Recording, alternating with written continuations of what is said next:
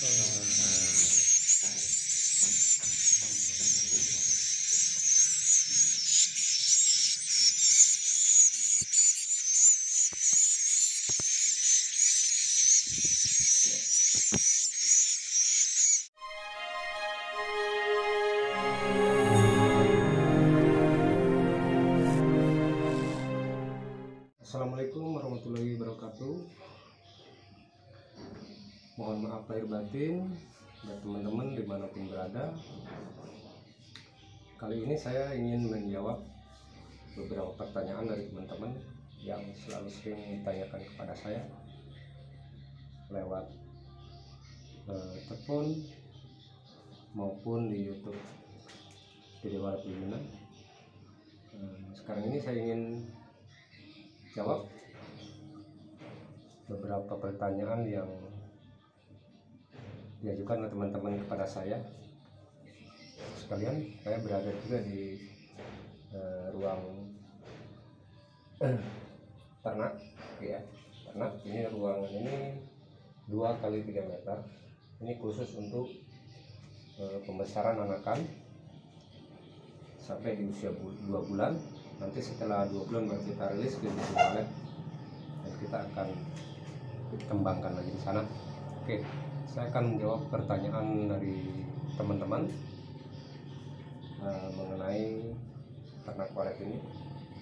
Jadi ternak walet ini tujuannya teman-teman karena banyak di 12 provinsi yang sudah saya datangin dan saya kerjakan di sana.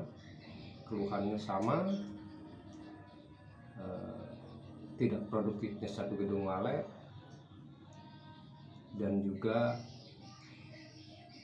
anakan tidak bertahan, tidak ada yang kembali ke gedung walet di mana anakan itu ditetaskan. Oke, jadi gini sobat walet, yang banyak ditanyakan oleh teman-teman adalah mengenai anakan, cara mempertahankan anakan walet. Jadi gini sobat walet, anakan walet itu kenapa tidak bertahan di gedung tempat dia ditetaskan? Salah satu penyebabnya adalah faktor alam, faktor lingkungan. Karena di alam sendiri sumber pakannya sangat menipis,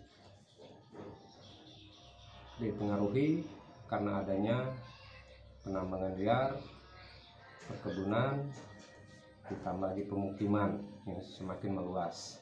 Jadi sumber-sumber pakannya semakin menipis.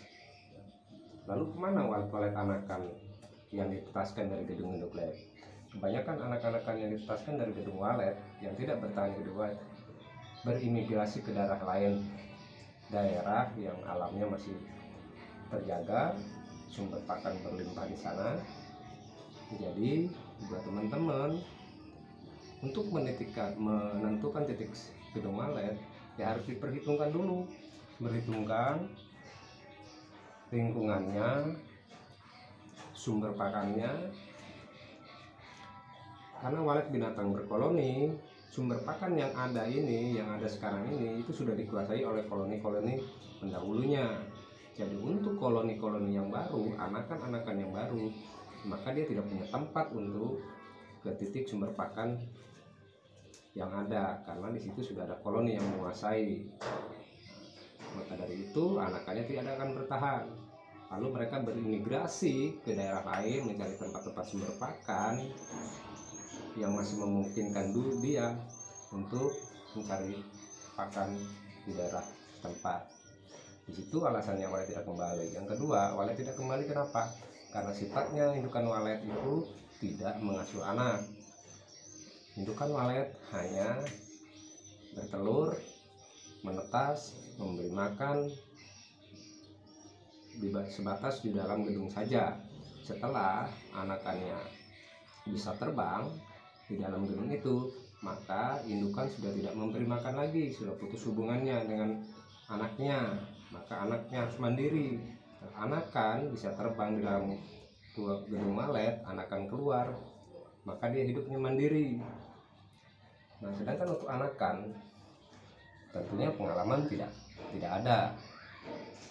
Nah, banyak anakan walet terbang jauh, dia tidak tahu jalan pulang, tidak tahu arah mana yang harus dia tuju ke tempat dia dibesarkan.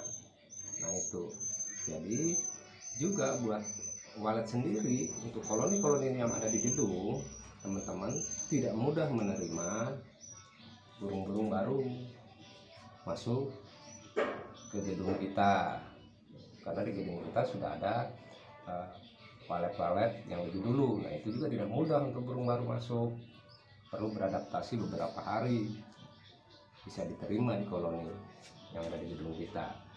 Dan untuk masuk ke gedung juga persaingannya sangat ketat antara walet lain. Siapa yang kuat maka itu yang akan menguasai gedung itu. Jadi sifat berkoloni, maka tentunya di situ walet yang baru harus beradaptasi dengan koloninya, diterima atau tidak. Nah, itu sobat walet. Jadi intinya dari penjelasan saya ini, tidak ada teknik apapun yang bisa mempertahankan anakan dalam gedung, karena memang itu sudah hukum alam. Jadi tidak ada trik apapun. Nah, dengan cara ternak seperti ini, dengan cara kita ternak seperti ini, berinovasi seperti ini nanti yang akan mempertahankan populasi dalam gedung kita. Makanya saya selalu membuat konten-konten mengenai ternak. Kali ini saya berfokus kepada pengembangan ternak. Sebelumnya saya memang kerjakan setting rehab gedung. Sekarang saya fokus di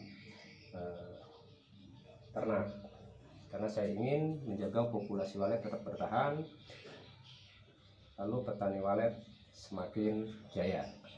Itu tujuannya. Kita kembangkan ternak ini, dan apa saja tahap-tahapannya tentang ternak ini, sahabat walet bisa simak di konten-konten saya sebelumnya, dan saya selalu akan memberikan update terbaru tentang budidaya walet. Jadi buat teman-teman, karena keterbatasan waktu saya tidak bisa menjelaskan secara detail, tapi nanti akan saya jelaskan terus apa penyebab walet dan bagaimana cara berternaknya.